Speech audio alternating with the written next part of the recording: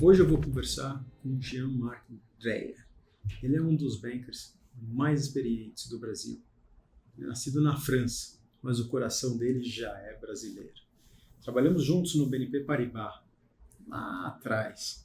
Depois disso eu fui para Nova York, ele foi ser o Head de M&A na Ásia, aonde ele mudou a forma do BNP Paribas fazer transações naquela região. E aí, fast forward alguns anos, ele está aqui no Brasil, hoje, trabalhando no Safra. A história dele é incrível. E o nosso bate-papo foi muito bacana. Tenho certeza que você vai gostar. Estamos aqui com o Jean-Marc Dreyer, um grande amigo. Foi um dos meus grandes professores pelo tempo que a gente trabalhou no BNP Paribas. E a gente desenvolveu esse respeito e um carinho. Você é um grande amigo meu. Jean-Marc, você trabalhou muito tempo no BNP Paribas, você agora está no Safra, fez uma carreira internacional. Em um minuto, fala um pouquinho da sua jornada na sua carreira. Um minuto vai ser difícil, né? Primeiro, obrigado pelo convite, é uma honra falar contigo, estar contigo mais uma vez, né? Iniciei minha carreira profissional como militar. Na França, na época, o serviço militar era obrigatório, mas quando você tinha um diploma, tipo master, você poderia optar para fazer uma escola militar. Eu sou tenente do exército francês. Uau!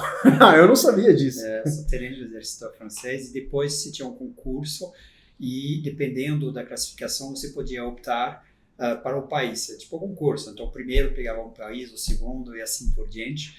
E aí eu tive muita sorte que a maioria das pessoas pegavam um país perto. Então França, Inglaterra, Alemanha, não sei o que, eu queria tudo menos perto. Falou, já que eu vou fora, e aí quando veio a minha vez, todos os países que eu gostava estavam lá, tava Austrália, Estados Unidos, Brasil, China, e aí eu olhei, e aí o China não tinha muito interesse, eu já falava inglês bem, então eu falei, não vou aprender nada, e Brasil tinha 3 coisas que eu adorava, mulher, futebol e mar.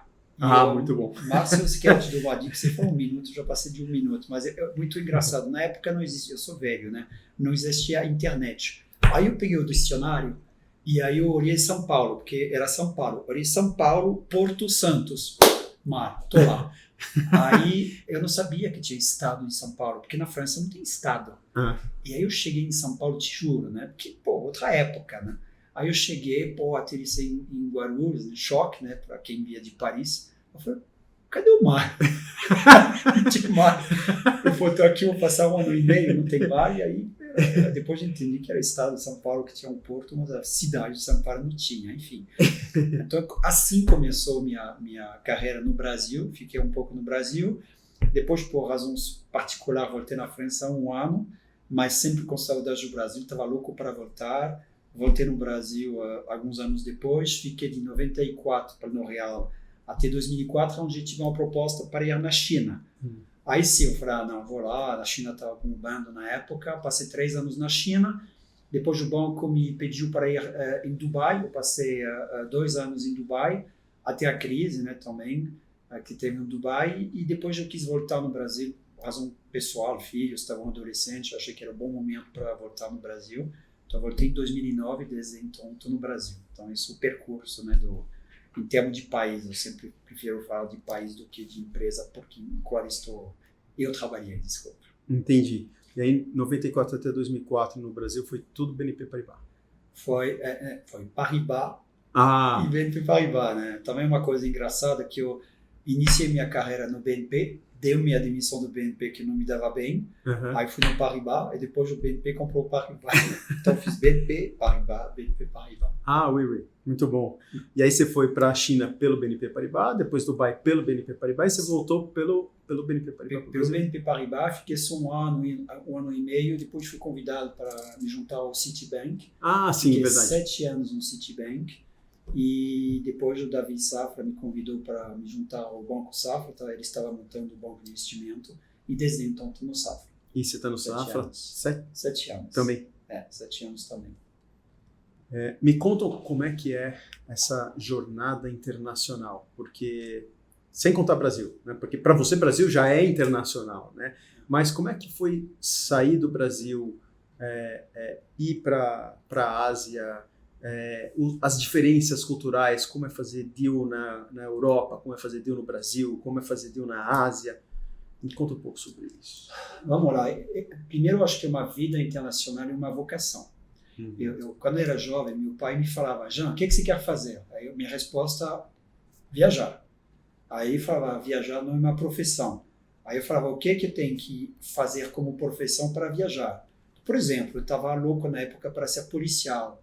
Aí policial não viaja, né? Então eu falava: não vou ser policial. Então eu fiz economia, né? Porque então, além de viajar, queria viajar em cidades grandes, né? Não tenho uma alma de tipo geologista, coisa, cara que mora no meio do mar ou no mato, não era a minha praia. Então eu entrei em economia primeiro pela paixão da viagem, né? Aí me formei e serviço militar, a primeira coisa que eu fiz na minha vida é viajar. Por quê? Porque eu acho que o que você tem que entender é que morar lá fora não é fácil. É um esforço, né? Porque você tem que... claro que um país não vai se ajustar à sua cultura, né? Eu sou francês, um brasileiro não tem que se ajustar a mim, normal. Então, quando você chega num país, eu estou falando do Brasil, da China, de Dubai, onde eu já morei, você tem que ter a flexibilidade, a vontade e a dedicação para você entender como o país funciona e tentar se ajustar sem, claro, nunca vou perder a minha identidade de francês, mas eu tenho que me ajustar porque isso é essencial. Agora, voltando nesses ajustes, voltando ao mundo de IB, né, que é o nosso mundo, né? O que é IB, né? Talvez voltando atrás, o que é a ciência econômica e uma ciência humana, tá? Então vamos lá, ciência humana. Eu sempre, quando eu era jovem, uma coisa que eu falava: pô, ciência e humano não tem nada a ver, né? Ciência para mim é exata e humano é tudo menos exato, né? Exato. Vamos lá. Então, ciência. Então, em IB, a ciência é a base, a técnica. E a técnica não é só finança, porque finança, vamos dizer, que é universal, né? Um balanço é um balanço, a conta de resultado é conta de resultado, mas cada país tem suas especificidades. Então, vou te dar um exemplo. Tudo que me foi ensinado na França em análise de balanço, quando eu cheguei no Brasil, a hiperinflação, eu joguei no lixo. Porque a gente falava: não, olha, pegar um banco você tem que olhar, né, a longo prazo como funciona. O Brasil era overnight. Aí eu pegava meus primeiros balanços e falava: que é isso, né? Não funciona. Então eu tive que reaprender tudo, né? Então, obviamente que eu sabia ler balanço tudo, mas eu rasguei, joguei no lixo tudo que tinha aprendido. Falei: não, então o que é overnight, como funciona, como são os balanços. Aí, projeta uma empresa no Brasil nos anos 90 há 5 anos. Brincadeira, né? Não funcionava, né? Então, você tem primeiro que, da parte de ciência, estou dizendo, reaprender tudo, né? Se ajustar ao país e entender. A segunda coisa é a parte jurídica, né? Porque, obviamente, quando você faz uma transação de M&A ou uma transação, né, no mercado, um IPO, cada país tem suas regras, né? Então, você tem que passar a ter muita dedicação para entender o que trigger um tender offer, quais são as regras para os minoritários, quais são as regras, né, de acordo de acionista, goodwill você pode amortizar, não amortizar, você pode botar um goodwill no balanço. Então você tem que fazer um trabalho muito forte para entender tudo, porque você sabe que em IB, a base de tudo, a fundação, né, de qualquer negociação é a técnica. Então, a técnica financeira, a técnica específica a cada país. E aí só você pode passar na parte humana. E a parte humana é mais complexa, né? Porque, aí vamos lá. Eu fui educado na França, onde a base de uma negociação é baseado nada pessoal. Nada pessoal. A pessoa não quer saber se você tem filho, de onde você vem, se você está bem, se você acorda bem. Você vai sentar numa mesa de negociação e se vai entrar direto nos pontos técnicos, né? Então é uma negociação que eu chamaria de meio frio, né? Se chega no Brasil, se você não chegar numa negociação, numa qualquer reunião, sem falar do trânsito, como o cara está indo, os filhos, o que ele fez, e se você não criar uma empatia, né? uma amizade, esquece, né? Brasil também. Eu vou continuar, né? Na China, A China, não sei se você sabe, a palavra não existe. Yo é sim, buyo não é sim. Então, sabe, é uma coisa muito esquisita, né? Então, na China, uma negociação também você tem que evitar de pôr o teu negociador numa situação onde ele tem que te falar não. E aí, se você botar ele nessa situação, muitas vezes a resposta que você vai receber é um silêncio. No começo eu falava uma coisa, a negociação às vezes tensa, né? E aí eu falava uma coisa e o cara ia na frente das pessoas, porque eu era o chefe lá, né? Ele não queria me falar não, porque isso seria um afronto. Se fala afronto em português, contra mim, então ele abaixava a cabeça e ficava silencioso. Para não me falar não, eu tinha que... ok, entendi. Então eu tinha que voltar, né? No Middle East é uma cultura onde você tem que pensar que lá as pessoas, né, a riqueza é uma coisa absurda, né? Então as pessoas, né, lá, pelo menos com as empresas que eu trabalhei, 99% das pessoas eram expats. Então expat não é o dono. Então você negocia com expats, que não tem o poder do dono, e no final você vai ter o dono que vai tomar a decisão. Deixa eu te dar uma anedota muito interessante. Eu, quando estava em Dubai, tivemos um mandato para uma licitação de uma banda de telefonia móvel no Catar. A gente pegou o mandato, retainer fee $1 milhão. Uau! Então a gente trabalhou, e você sabe como são as licitações, né? 5 exemplares, cópia, né? Para órgão, enfim. A gente fez todo o trabalho, licitação, né? Você faz todo o modelo, como vai, não sei o quê. Ok. A gente nunca viu o dono da empresa que mandatou a gente falava com o time lá de expatriado, né? A gente fez todo o trabalho, só que no final tinha um documento, o resumo, que se bota geralmente, que era tipo, eu acho que eram uns 70 páginas, vezes 5 exemplares, que dava 350 páginas. E essas 350 páginas tinham que ser assinadas pelo dono. A gente fez todo o trabalho, fomos lá, ele veio na última hora, e aí a gente falou, olha, tá tudo pronto, tinha aquela pilha, né, de documentos, não sei o que, a gente falou, você vai ter que assinar essas 350 páginas. O cara falou, não, eu não vou assinar. Desculpa, é chato, mas você já pagou $1 milhão de retainer, você quer entrar num país que é o Catar, sabe, potencial, né, de fazer muito dinheiro, desculpa, em outras culturas nunca viria isso. No caso dele, ele falou, não, ele foi embora, morreu, não apresentou a proposta. Então é uma cultura complexa porque é uma negociação filtrada, né? Então foi muito difícil. Talvez o país onde eu tive mais dificuldade para me entender, sabe, ser feliz, porque eu sempre gostei justamente dessa negociação com o dono, que acho que isso que a beleza dessa profissão, né? Então, para te responder, então, sumarizar, então, a parte técnica, a parte de legislação e tudo isso é a parte humana. Então, a carreira internacional, se você opta para isso, ela pede muito sacrifício, né? Além disso, quando você muda de país, e você faz isso, né? Você trabalha nos Estados Unidos, né? Você chega, você tem que aprender tudo isso, você tem muita pressão, né? Porque geralmente você é expatriado, você custa dinheiro, o pessoal lá não está te esperando, você está roubando o trabalho de um cara lá, então você não é amigo de ninguém, né?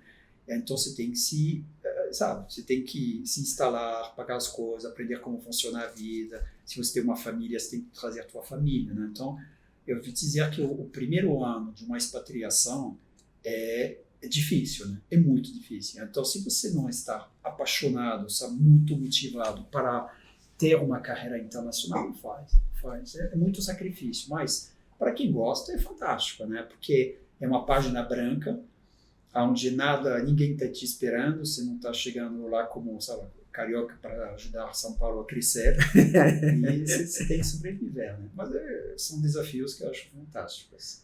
Última pergunta desse tema, da sua carreira internacional. Compara para mim como é desenvolver sua carreira internacional, mudar de país, solteiro e com uma família. Porque eu fiz isso. Eu fui uma vez para Nova York solteiro e eu fui uma vez em Nova York casado e tive a minha filha lá. E para mim foi muito diferente. Eu queria depoimento aqui. Solteiro é um processo muito mais fácil, né? Porque você, nesse challenge, né, que eu falei, você é solteiro, você não liga muito, você tem um apartamento, tá lá, sabe? Você se vira, vai. Como a família, aí na China tinha minha esposa, né, Margarete, né, estou casado há 32 anos, e meus filhos. Então, e meus filhos eram jovens na época, eles tinham 2 e 6 anos. Então, eles não tiveram voz nessa primeira mudança. Não, imagina. Mas a esposa é essencial. Eu não teria feito um passo fora do país sem ter a aprovação da minha esposa. Porque eu já sabia as dificuldades, né, de fazer uma coisa, e que pode ter uma família unida, todo mundo, né, lutando, batalhando para a mesma coisa, é importante. Deixa eu te dar também uma anedota fantástica. Minha esposa é uma santa, né? Ela chegou na China, sabe, no Congo, a gente trabalhava 6 dias de 7, e muitas vezes o cliente chinês, quando ele te dá um mandato, ele quer te mostrar que ele que manda, é o dono. Então, de domingo, que é o dia que você descansa, ele te fala, vamos lá, vamos jogar um golfe, vamos fumar um charuto, vamos lá. Então, de domingo, eu estava muitas vezes na China. Então, eu trabalhava 7 por 7. Minha esposa chegou em Hong Kong, não conhecia ninguém, imagina, com 2 filhos. Então, tinha chegado um pouco antes, tinha uma coisa mais ou menos planejada, mas ela não tinha carteira de motorista. E aí, eu falei para minha assistente, ajuda a minha esposa, não sei o quê, e aí viajando. Então, não via ela, né? E aí eu consegui, né? Porque lá em Hong Kong, os brasileiros não têm direito de carteira de motorista. Mas como ela tinha uma carteira francesa também, né? Eles deram para eles tipo uma autorização provisória de dirigir, que era uma coisa, os caras de Hong Kong, a lei, né? Quadrado, né? E aí eu vou embora. Então ela tinha chegado tipo há 2 semanas, ela estava super perdida, não sei o quê. Sábado, domingo, tem que ir na China no meio de nada, né? Aí a minha secretária me liga e fala, a sua esposa está na cadeia. O quê? Não. Aí eu falei, não é possível. Aí, sim, não. Aí, o que aconteceu? Não sei, ela me ligou porque ela não conseguia falar comigo, não sei o quê. Eu falei, não é possível. Aí eu estava no meio de uma reunião, falei, desculpa, gente, eu vou abandonar tudo, vou embora, né? Minha esposa parece ter um problema com a polícia em Congo. Aí eu saí, peguei um carro, estava no meio de nada, e aí ligando, eu consegui falar com minha esposa, o que aconteceu? Ela foi deixar um dos meus filhos na escola, ela bateu estacionado no carro lá em Hong Kong, nada, mas em Hong Kong se toca o carro, eles adoram carros, custa muito caro. Aí o cara chamou a polícia para fazer um BO, a polícia veio, pediu a carteira, ela mostrou o documento provisório, e como o policial não reconheceu, pensou que ela estava dirigindo sem carteira, cadê?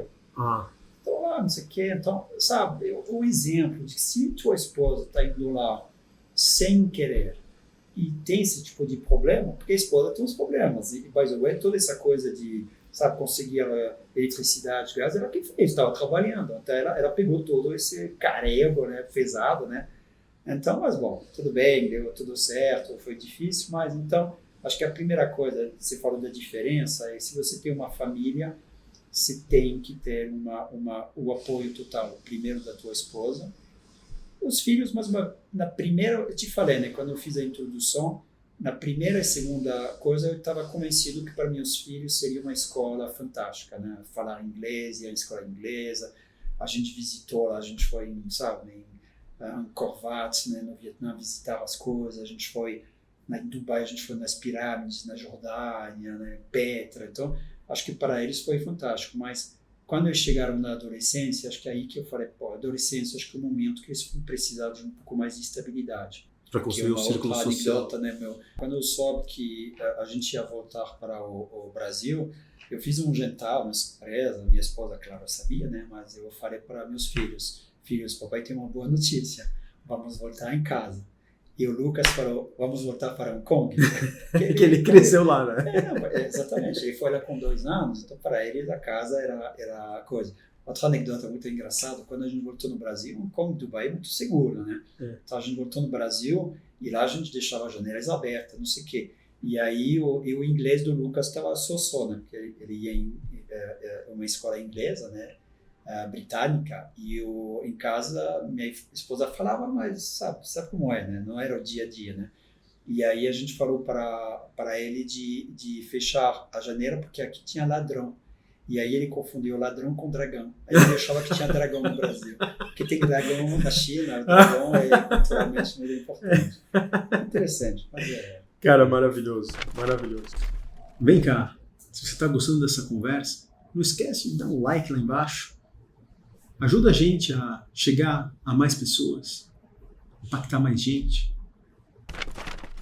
Talvez você está interessado numa carreira em Investment Banking. A dica que eu dou é: faça o Investment Banking Bootcamp. Esse é o único programa do mercado que simula o dia a dia de um analista de Investment Banking. Depois de um treinamento imersivo de mais 100 horas de treinamento, a gente faz uma experiência. São 5 semanas aqui em São Paulo, na Bankers Academy, vivendo o que o analista de Investment Banking faz. Num ambiente seguro. Aqui, você pode fazer bobagem. Lá na Faria Lima, não.